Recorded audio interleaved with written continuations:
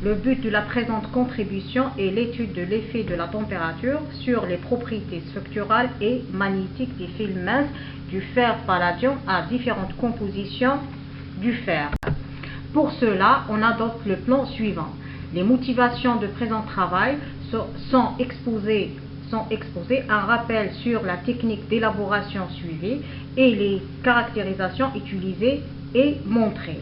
À partir de ces dernières, ce sont les propriétés structurales et magnétiques qui sont mises en évidence. On termine par une conclusion. L'alliage fer-palladium élaboré à différentes compositions du fer, à savoir fer 85, 80 et 64, ont été caractérisés. Ceci a permis de déduire la limite de la formation de la phase FCC et ainsi que la phase alpha-fer.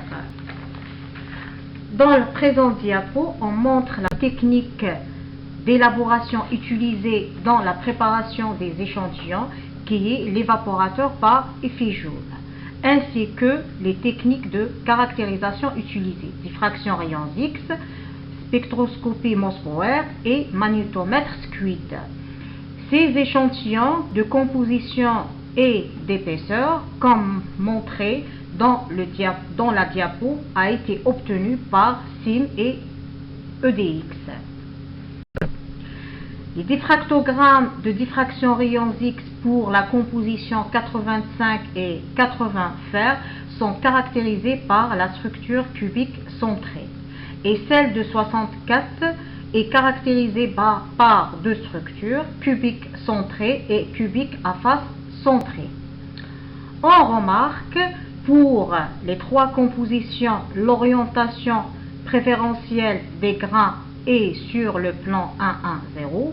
À partir de ces résultats, le paramètre de maille et la taille des grains ont été déterminés en fonction de la composition du fer. On remarque que au-delà de 80% du fer, les alliages sont de structure cubique centrée. La technique de spectroscopie Morse-Bauer nous a permis d'identifier la structure cubique centrée ainsi que le pourcentage de chaque phase pour les trois compositions du fer. Notons que les compositions 80% du fer, il y a l'apparition de la phase FCC qui n'était pas observée lors de l'utilisation de diffraction rayons X. Cette phase a un faible pourcentage. Concernant la composition 64, il y a la présence des deux phases FCC pour 25% et 50% du fer. La technique Squid nous permet de déterminer les propriétés magnétiques. Les mesures ont été faites à 5 et à 300 K. La forme des cycles hystérésis indique que les alliages sont ferromagnétiques doux. On remarque que l'évolution de l'aimantation à saturation en fonction de la composition du fer pour les deux températures sont similaires. En effet, l'augmentation de l'aimantation à saturation est due à l'augmentation du fer.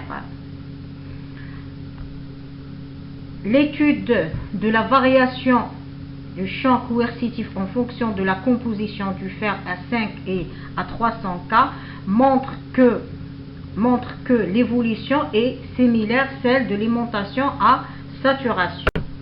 On passe à présent diapo. Résultat obtenu, l'étude de l'aimantation en fonction de la température pour les différentes compositions.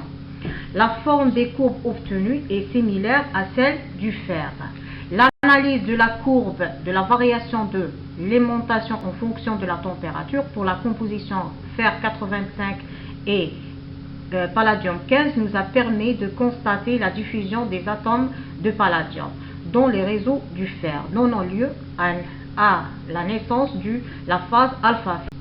En conclusion, ces alliages élaborés et caractérisés nous ont permis de montrer la phase BCC se sature à 80%, la disparition de la phase FCC à 80% et la diffusion des atomes de palladium dans les réseaux de fer à 85%.